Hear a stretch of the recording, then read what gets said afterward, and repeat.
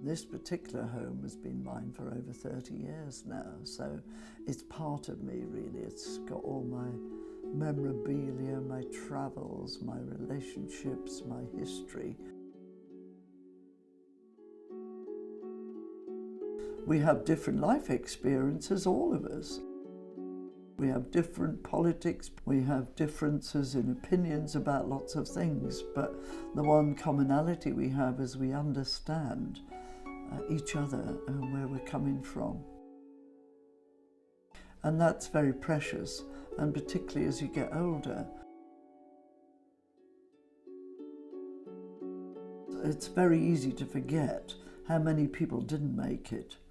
There are people that committed suicide, there are people that ended up in psychiatric hospitals. The prejudice is still there. We can forget now, because we've got gay marriage and everything else like that, that there has been a tremendous cost. And we've got that in our memories. Some people may still be alive, but will be going back in the closet as a way of surviving into their very old age. And that's tragic and very, very sad. I think my ideal circumstances would be to live in a home or a sheltered scheme or a housing scheme that depicts my culture, values my culture. And that's hard to explain. A lot of people don't understand what our culture is, but I don't have to define it when I'm with other LGBT people, because it's just understood.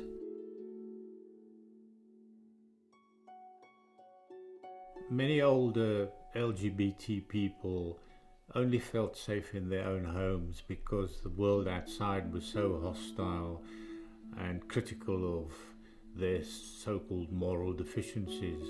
I learnt to lead a double life. I went through this kind of dead phase which lasted for 2-3 decades. Those early experiences always remain buried in one's subconscious, and although the external conditions might be favourable and non-injurious, they are still there. And I think as one gets older and weaker and less able to get about and engage, these memories come to the fore, especially in illness, long-term illness or disability. So that it's important that they are in a safe space, not just physically, but spiritually and mentally, where the people who will care for them understand and empathize when they feel vulnerable. It's really quite recently that I've got some idea of home, which now is a very cherished idea and something which I will want to carry through for the rest of my life.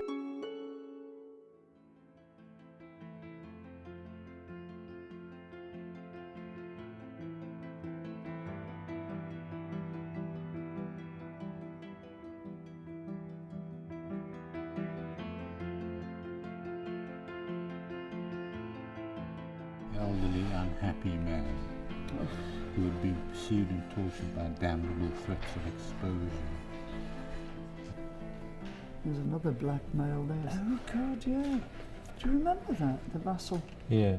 Well, it makes me very angry because of my own personal development, that it was held back by fear.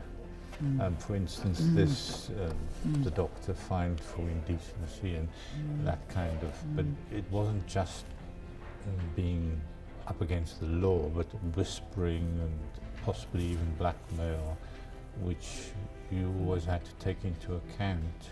Though you got sacrificed. Yeah, straight out, and that was it. And then the witch hunt started after that. What a waste of human material and tragedy that all that represents. Those memories really of what we lived through, and that's where the fear comes from, is that, well, it could happen again when you get older. I love this. I would like this on my right? wall. I want one for me one too. on my wall. Yeah. Yeah, it's a beautiful graphic. It is. The Fortunately, we're here, but what a price to pay in a so-called civilized world. We need people to celebrate who we are and where we've come from. Because we've lived through so many different changes, and now we're going through many more. And the next challenge, I suppose, is care in our old age, and that we can help towards building a better way of living. The entrance is right in the hinge of the whole thing. So if we find a bigger, I'm going to find a bigger plan here, and I can talk to that. Feeling is it's going to be a really sociable space. So that's the laundry. So they're 2-storey, but they've got nice big staircases. You could fit stairs. What's going to be interesting to see here is what comes out of the aspirations of LGBT people in terms of how they want to live, how they want to relate to the world around them and to each other. Marriage in America is intentional communities. I think that's a great description. Yeah. And one of the interesting things about building a development of flats for a specific group of people is that it has a public face. And the early discussions have been about the facilities that people will share within the development will also be outward looking and inviting to the community around. They'll also have facilities and an invitation to learning, to experience, to different kinds of interaction. So I think that's a massive opportunity. To be in a place like Tonic and to live the last days of one's life in a safe space with like-minded people, it's completing a kind of journey from not just non-recognition but persecution to a kind of fullness.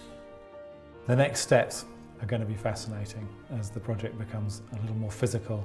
The whole direction of older people's housing in this country, in Europe and in America at the moment, is about people taking charge of their own destiny. What is going to be fascinating about Tonic is to see the strands of LGBT experience that are given physical form.